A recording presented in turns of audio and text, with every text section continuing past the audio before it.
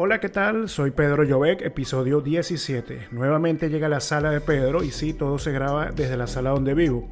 Si estuviese en Puerto Ordaz, lugar donde vivía antes, hubiese sido en el porche, que también viene siendo una sala, donde realizaba las sesiones fotográficas. Pero comencemos con el capítulo de hoy, la guerra entre dos poderosas compañías de los videojuegos, y debo aclarar que hablo de la batalla entre los 80 y los 90. Ya que actualmente este panorama está liderizado claramente por Sony con la PlayStation y Microsoft con el Xbox. De hecho, aunque cada una tenga sus particularidades, en ambas se encuentran la gran mayoría de los títulos y todas apuntan más o menos al mismo público, caso contrario de Sega y Nintendo. Pero antes debemos marcar un precedente respecto a cómo estaba el contexto en estos días. Para empezar, entre los 70 y 80 se generaron varios desarrollos significativos en el mundo de los videojuegos. No voy a profundizar mucho en el tema, pero surge el nombre de una compañía que logró sin competencia alguna establecerse en el mercado. Esta es Atari. Estoy bastante seguro que muchos han escuchado de ella, o al menos tienen como referencia el logo en algunas franelas serigrafiadas. Sin embargo, Atari dominó por muchos años el mercado estadounidense desde su fundación en 1972, siendo una pionera en los juegos de arcade, las consolas de videojuegos caseros y las computadoras domésticas. Sus productos élite fueron dos. El primero fue Pong, que básicamente era un juego de ping-pong visto desde arriba para darles una idea de su funcionamiento, y su famosa consola de videojuegos Atari 2600. Atari se considera como la fundadora de la industria del videojuego. Con el pasar de los años le dieron la salida a varias consolas de videojuegos caseras que, aunque estaban muy adelantadas a su época, fueron fracasos tecnológicos. Esto en referencia a la historia en general de Atari. Pero para 1976, uno de los socios fundadores decide vender Atari a Warner Communication, que para esos años el éxito era abrumante, pues la Atari 2600 estaba en el mejor momento en cuanto a ventas. Ventas que dominaban todo el mundo, exceptuando Japón, mercado que estaba prácticamente acaparado por Nintendo y dominado por la recién salida de la Famicom en 1983, o mejor conocida como NES en el resto del mundo. Inmediatamente a la salida de la NES o Famicom, como quieran llamarla, Nintendo, con miras a expandirse, se reúne con los directivos de Atari y les propone licenciar la fabricación de la Famicom. Sin embargo, malas decisiones en las directivas descartaron esta idea pese a hacer negocios con futuro prometedor. Uno de sus directivos más importantes, Ray Kassar, decide que estas propuestas de negocios con Nintendo estaban siendo dobles tratos con licencia con la compañía de videoconsolas Coleco, que esta era una compañía que tenía mucho menos presencia que Atari, pero quería formar parte de la ola de consolas de videojuegos. Luego de esta mala decisión de Ray Kassar, el resto de la directiva lo obliga a abandonar la compañía. Estos problemas fueron seguidos por la caída del mercado de los videojuegos en 1983. Adicional a ello, lo que prácticamente hunde la compañía fue la salida del juego E.T. el extraterrestre, que se mantuvo con una alta expectativa durante su desarrollo y más estando precedido por la película que causó furor en 1982. Ante esta situación, Warner Communication quiere vender rápidamente sus acciones, que iban en picada, y las compra Jack Tramiel, quien era el competidor directo de Atari con su Commodore, que era otro conjunto de videoconsolas muy poderosas pero también muy costosas.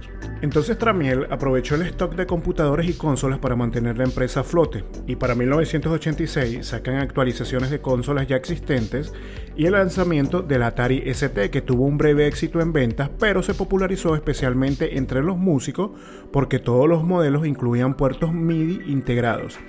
De acá en adelante, la empresa sigue presente con algunos altibajos, pero nada relevante. ¿Pero por qué cuento todo esto? Pues es necesario establecer ese punto de partida de quién dio inicio a la industria de los videojuegos.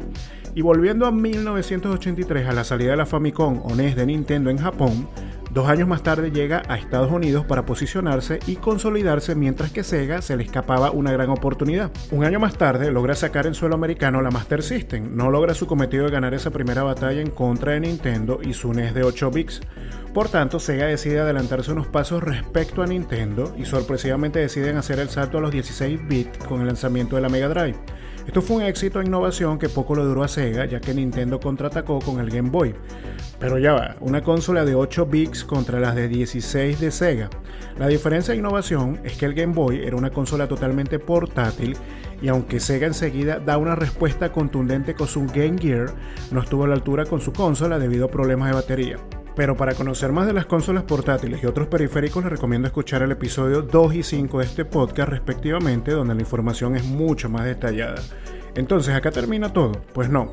Con esta magnífica movida de Sega, Nintendo desarrolló inmediatamente para entrar en la escena de los 16 bits la Super Nintendo, y justamente empezó lo que se pudiera conocer como la batalla dorada de los videojuegos. Es importante resaltar que ambas compañías ya venían arrastrando unas estrategias de marketing poco comunes. Los 90 eran otros tiempos, pues se podía criticar abiertamente a la empresa rival en tus propios anuncios, y esto daba pie a campañas de marketing más agresivas y que hoy no serían posibles.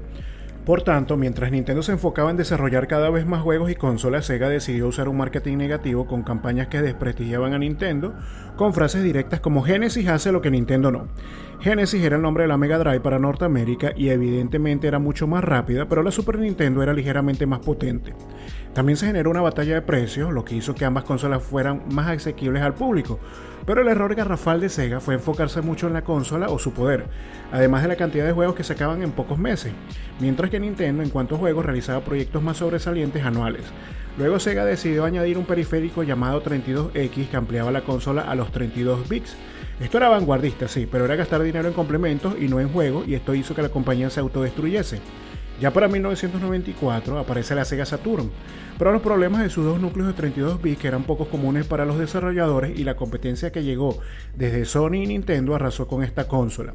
Nintendo ni siquiera necesitó los 32 bits, pasó directamente a los 64 con el Nintendo 64, y que para esos momentos el nuevo competidor era el PlayStation de Sony, pero ya esto es otra historia. Por eso hasta aquí llegamos, no sin antes darte buenas recomendaciones. Una de ellas es que estoy utilizando mucho una web que se llama Phone in Use, que es una página que publica artículos bastante concretos pero útiles de cómo se han empleado las tipografías en diferentes formatos. Y en cuanto a música, te recomiendo escuchar Paris Jackson, Dana Williams, Big Black Delta, Cools, The Gretsch, Oliver y Metronomy. Como siempre, te recuerdo que si quieres participar en el podcast como invitado o sugerir temas para próximos episodios, escríbeme por Twitter o Instagram. Mis usuarios Pedro Llobet e Industria Visual. Y para trabajos relacionados a la creación de contenidos, puedes enviarme un correo a pedrollobet@gmail.com. ¿Y cuáles son esos contenidos? Pues te invito a pasar por mi portafolio en Behance. Me encuentras bajo el usuario Pedro Llobet. Y por cierto, antes de que se me olvide, hace poco salió el volumen 2 del fanzine Comparte habilidades de industria visual, puedes bajarlo, es totalmente gratis, y si quieres participar puedes escribirme por las vías antes mencionadas. Igual toda esta info está en la descripción del episodio. Como siempre, gracias por escuchar, nos vemos a la próxima, chao.